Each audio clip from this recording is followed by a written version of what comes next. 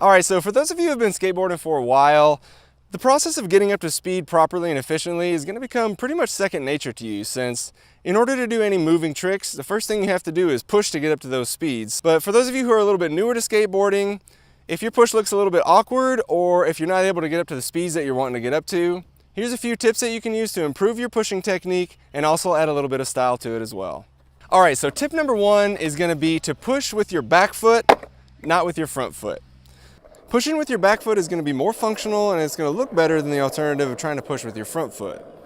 Now, if you've already learned how to push and you learned how to push off with your front foot, what I'd say to do is just go ahead and disallow yourself from pushing like that from now on. Only push with your back foot, and within a really reasonable time frame, maybe a couple of days, you're going to be just as good at pushing as you were the other way.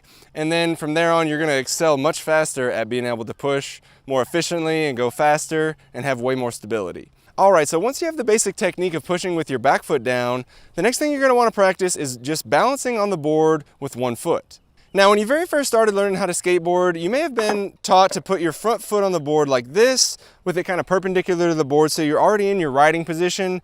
Push off, put your back foot on, and leave your front foot like this the whole time. But when you get more advanced and you want to be able to push with more power, what you're going to want to do is be pushing in a situation where your front foot is pointing forward along with you, so that way you're able to get the most range of motion out of your push. Now, when you switch from pushing to riding, you can always just pivot your front foot into the riding position, but while you're pushing, you want to be set up to push in the most optimal way that you can. So what I'm going to have you do is, until you're able to stand on the board with just your front foot for as long as you want to, I want you to take a few minutes out of every day and just put your board like on a piece of carpet or maybe on some grass, and just stand on the board with your front foot for as long as you can. You might fall off or whatever after a little bit, and do it again. And then whenever you get to about a minute, go ahead and your ankle muscles are going to need a little bit of a break. Do it with your other foot and try to get to a minute on there. So we're going to do a minute on this foot. Stand like that on your board, and then switch to the other foot. Maybe do this for a minute. And I want you to be working on this for like at least 5 minutes a day, until you're able to just stand on the board comfortably and it doesn't feel like a big struggle to stay on the board for more than a second or so at a time. And the reason I want you to practice with both feet is because when you're traveling long distances on a skateboard, this front leg that you're standing on is going to get tired pretty quick. So what you want to be able to do is, after you're pushing on this leg for a while, and once it gets tired, you can switch and push in your switch stance and push like this for a while, ride a little bit, and then switch back on and off. So go ahead and practice this with both feet for now, trying to get to where you can stand on each foot on the skateboard for at least a minute without falling off or getting too wobbly. Now, once you're able to do that, what I want you to do is start doing the same thing, but do it on concrete.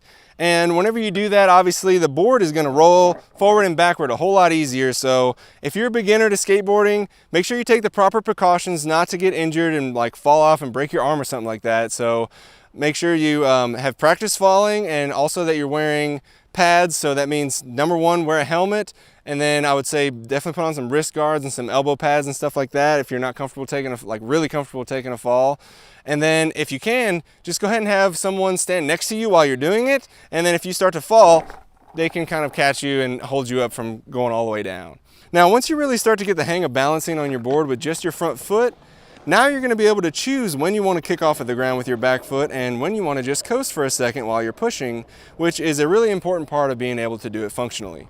Now, the third thing we're going to want to look at is how close you have your back foot to the board whenever you're kicking off of the ground. So a beginner, they might have their foot way off to the side and they're pushing kind of like that because they're a little bit hesitant to put all their weight on top of the board, and so they need to have their center of gravity more over the ground. But like we just talked about, we want you to practice having all of your weight on top of the board, so that way you're not scared to do this and you can actually push in an optimal way, which is you're going to have your back foot kind of underneath your hips the same way you'd have it if you were kind of sprinting. So if you're sprinting, you'd kind of push off, every step would be like this, and that's going to give you the most power. That's why you run like that. That's why you run with your feet under your hips, is because that's the way you have the most power to run. So whenever you're riding a skateboard, you want to do pretty much the same thing. You want the path that your pushing foot takes to stay right under your hip, and you want to keep it kind of close to the board, so that way you're able to keep it in contact with the ground for as long as possible and get as much power out of each push as you possibly can. So what that's going to mean is that rather than just kind of tapping it on the ground every once in a while to get a little more speed, you're going to want to really rotate your body in preparation to get a good spin, and then what you're gonna do is you're gonna push off and rotate the other way, and then also bend this front knee. Now it's gonna kind of happen just naturally whenever you try to go as fast as you can and you're trying to push back as far as you can, but this front knee is gonna bend and it's gonna allow you to get an extended range of motion from your back foot. And then also you're gonna throw your upper body forward as well, so that way you can get as much out of each push as possible. All right, so now I wanna go over the technique of how you're gonna go from pushing with your front foot position like this to riding with your feet positioned more like this. You want this to be pretty natural, and you want to be able to switch between the two with a very little amount of effort. So you want to practice that a little bit. What you're going to want to do is start in this position with both of your feet facing forward, and then whenever you push, go ahead and push off. I'm going to stay here so you can see what I'm doing. So you push off, and then what you're going to want to do is you put your back foot on the board over top of the back wheels. Don't put it on the tail yet. This will allow you to pick up your front foot without the board kind of going like that. So we're gonna take our back foot, we're gonna put it on the board, not on the tail, a little bit in front of that, and then it's gonna allow you to kind of rotate your front foot into position. And then once this foot's into position, then you can put your back foot on the tail, and then you're in riding position. Now, whenever you start slowing down and you wanna push again, you can just, from here, you can just rotate your front foot into facing forward, take your back foot off, and push some more. All right, so now the next thing I want to go over is how you can go from just standing with your board to moving really fast using a running start. So what you're going to want to do is you're going to want to take your hand that's in front when you're riding, go ahead and grab the board with your thumb on the grip tape. So then we're going to take 3 steps starting with our back foot. So it's going to be 1, 2, 3. And then when we get to the 3rd step, we're going to be in this position with our back foot forward and the tail kind of scraping along the ground a little bit. Now once you're here, all you have to do is kind of walk forward while you're letting go of the board with your front hand, and it'll fall right into place, and you can step on it with your front foot facing forward like we're going to do some more pushing. Now, whenever you do that, that allows you to keep pushing if you need a couple more kicks before you're able to start getting to your riding position, but it also allows you to step on the board and go directly into riding. All right, so the last tip I have for you guys is if you want to learn how to do this stuff really fast, turn your skateboard into a means of transportation.